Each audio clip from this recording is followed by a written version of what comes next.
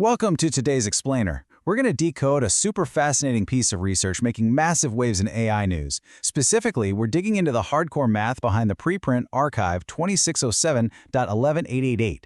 This paper formally defines optimal market making in perpetual futures as a stochastic control problem.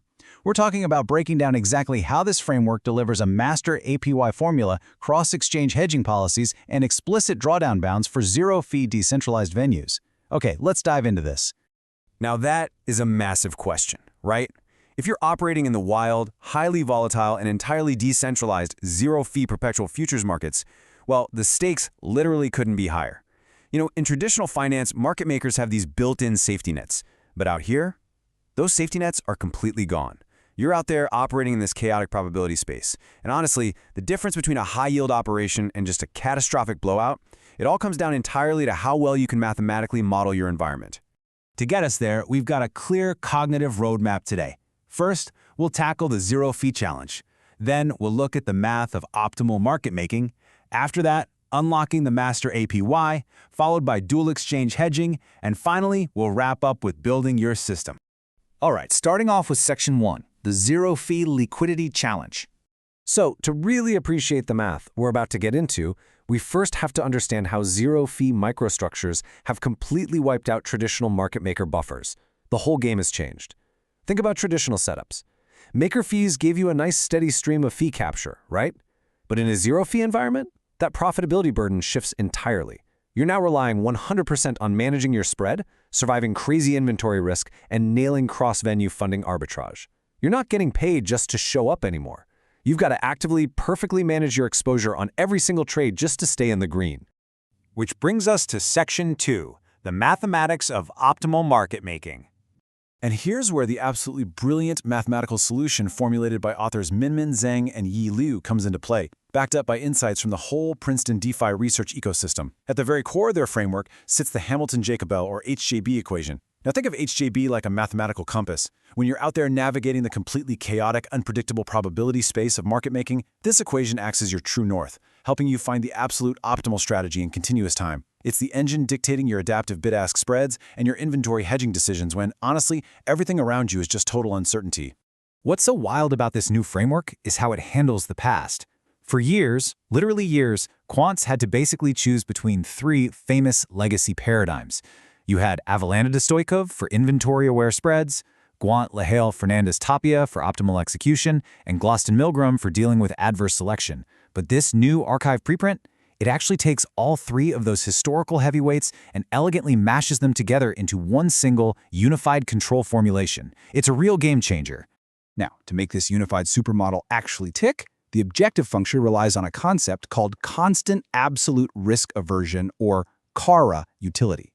Let's de-jargonize that for a second. Basically, CARA utility acts as a totally consistent anchor for calculating your risk tolerance. It standardizes your risk whether your inventory is completely empty or jam-packed, and whether the market is dead quiet or experiencing just massive volatility spikes. Essentially, it keeps the mathematical system rational exactly when the market decides to go completely irrational. Moving right along to Section 3, unlocking the Master APY. Now, what's really interesting about this transition is how we move from abstract, high-level stochastic control math to actual, practical profit decomposition.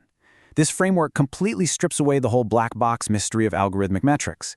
It explicitly breaks down your profit and loss into exactly 5 distinct components. You've got your spread income, which is your main driver, but from that you have to subtract adverse selection loss, inventory carrying cost, hedging friction, and funding rate exposure.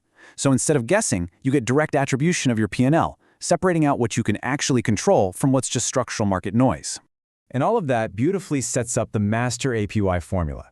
The authors outline these high APY regime theorems that map out your profitable operating zones using 5-dimensionless parameters. Ultimately, your expected annualized yield boils down to a quantifiable equation using these exact inputs: your expected spread width, how fast you're turning over your inventory, your funding rate differentials, and finally the intensity of that adverse selection. Now, you might be thinking, okay, is this all just theory? No way. The authors back this up with 42 pages and 23 figures of rigorous mathematical proofs. Basically a quant's idea of light beach reading, right? But seriously, this massive volume of numerical analysis validates exactly when phase transitions happen. By tracking those inputs we just talked about, the proofs show precisely when your system is going to drift from a highly profitable regime into a structurally unprofitable one, which, as we know, is usually triggered by a sudden volatility spike or a funding rate inversion. Up next is Section 4, hedging across dual exchanges. So since no serious market maker operates in a vacuum, right, this framework scales out to handle operating on two exchanges simultaneously.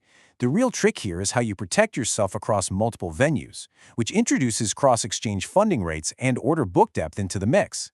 Enter the robustness margin. Think of this as your trading system's ultimate safety bumper. It mathematically calculates the exact distance between your perfectly optimal setup and the edge of the absolute cliff, that boundary where suboptimal execution is going to degrade your P&L to totally unacceptable levels.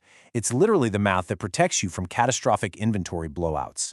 Finally, Section 5, building your trading system. Okay, if you're out there coding a trading bot right now, pay attention to this, because this is where we turn stochastic control theory into a rock-solid automated backtesting pipeline. First up, you have to discretize the HJB equation for value function iteration, because remember, there are no simple closed-form spread rules under general market conditions. Next, you apply Bayesian adaptive estimation directly to your historical order flow. Essentially, you're constantly updating your probabilities on the fly to find your ergodic inventory distribution. And third, you've got to monitor those 5-dimensionless parameters we talked about in real time, so your system can spot regime shifts well before they torch your P&L. But hold on, a few absolutely crucial warnings for the developers out there. This framework explicitly models hedging friction.